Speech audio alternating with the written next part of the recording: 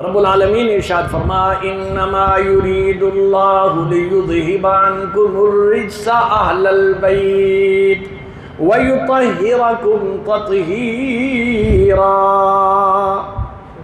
فرما اللہ کریم یہ چاہتے ہیں کہ میں اپنے محبوب کے خاندان کو، ان کی اولاد کو، ان کی بیویوں کو ہر قسم کے فسق و فجور، گناہوں کی آلودگیوں سے پاک کر دوں، اور ان کی پاکیزگی کا اعلان خالق کائنات فرماتا ہے وَيُطَهِّرَكُمْ تَطْهِيرًا۔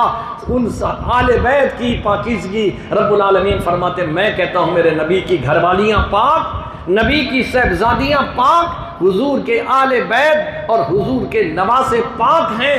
جو ان کو پاک نہیں مانتا وہ خود پلیت ہے۔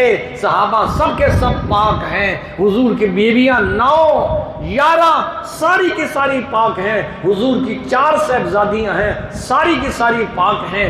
آج لوگ یہ کہتے ہیں حضور کی ایک صاحبزادی ہے، کیوں بھئی؟ دلیل؟ کہتے ہیں دلیل یہ ہے کہ جس نبی کریم صلی اللہ علیہ وسلم نے حسن و حسین اور علی کو چادر کے نیچے رکھا تو اس وقت حضرت فاطمہ تھی بیٹیوں میں۔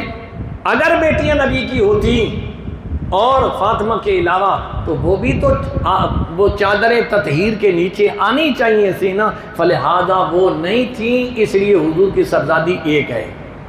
ہم اس کا جواب دیتے ہیں نبی کریم صلی اللہ علیہ وسلم کی صاحبزادیاں جس وقت حضور یہ اعلان فرما رہے ہیں اور چادر کے نیچے آل بیت کو چھپا رہے ہیں، 3 صاحبزادیاں اس سے پہلے انتقال فرما گئی تھی۔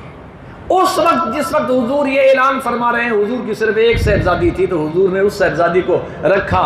تو ہم یہ کہتے ہیں زینب، رقیہ، ام کلثوم اور سیدہ فاطمہ الزہرا رضی اللہ تعالی عنہا، کیونکہ وہ موجود تھیں اور حسنین کریمین موجود تھے۔